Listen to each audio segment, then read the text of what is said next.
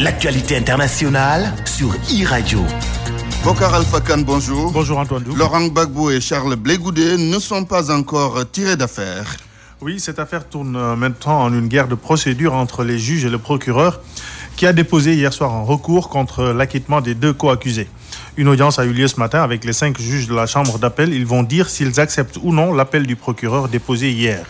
Si les juges valident la requête du procureur, Laurent Gbagbo et Charles Blé Goudé resteront en détention. Le cas échéant, le greffe pourra entamer le processus de libération des 2 responsables politiques ivoiriens. Le greffe doit notamment discuter avec des pays qui acceptent de recevoir Laurent Gbagbo et Charles Blé Goudé. La Belgique se déclare prête à accueillir l'ancien président ivoirien, contrairement à Charles Blé Goudé qui souhaite retourner en Côte d'Ivoire dès que possible. Le gouvernement ivoirien a indiqué hier, à l'issue du Conseil des ministres, n'avoir aucun commentaire à faire sur les décisions de la CPI. Écoutons Sidi Thiemoko Touré, porte-parole du gouvernement, au micro de nos confrères d'Ivoire TV. Le mardi 15 janvier 2019, la Cour pénale internationale, CPI, a rendu une décision portant acquittement et libération immédiate de l'ancien président Laurent Gbagbo et de M. Charles Blé Goudé. Dans les heures qui ont suivi cette décision, des manifestations localisées de joie, d'une part, et de désapprobation, d'autre part, ont été constatées dans certains quartiers d'Abidjan et quelques localités de l'intérieur du pays. Le gouvernement prend note de la décision rendue par la Cour pénale internationale. Le gouvernement prend également note de la décision du procureur de la CPI de faire appel de cette décision.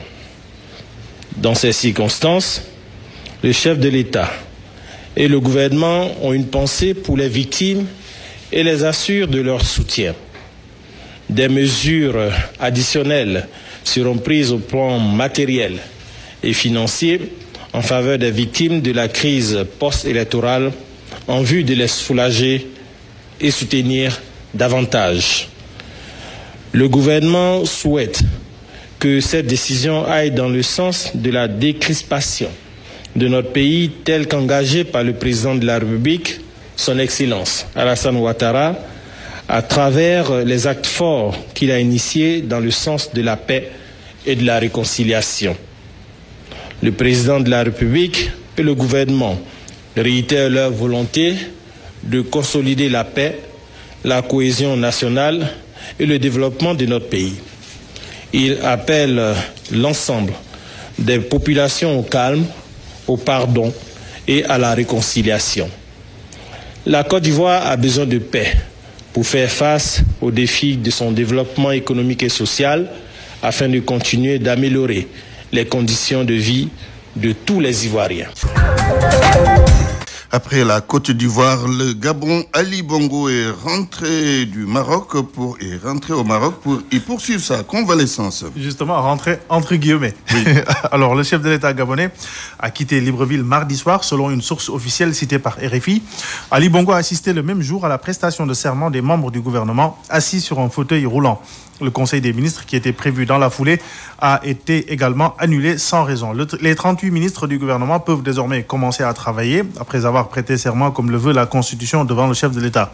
Le respect de cette disposition a soulevé un vif débat pour savoir si la cérémonie allait avoir lieu à Rabat ou à Libreville en présence de Ali Bongo. Finalement, il a fait le déplacement uniquement pour cette cérémonie avant de repartir se reposer à Rabat.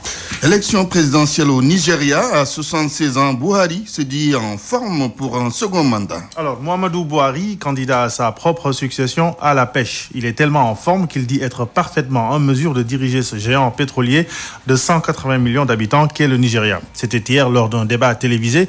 Le 16 février prochain, 14 millions d'électeurs nigérians se rendront aux urnes pour désigner leur nouveau président dans ce qui s'annonce être un scrutin très serré entre Buhari, 76 ans, et son principal opposant Atiku Abubakar, 72 ans, du Parti démocratique populaire.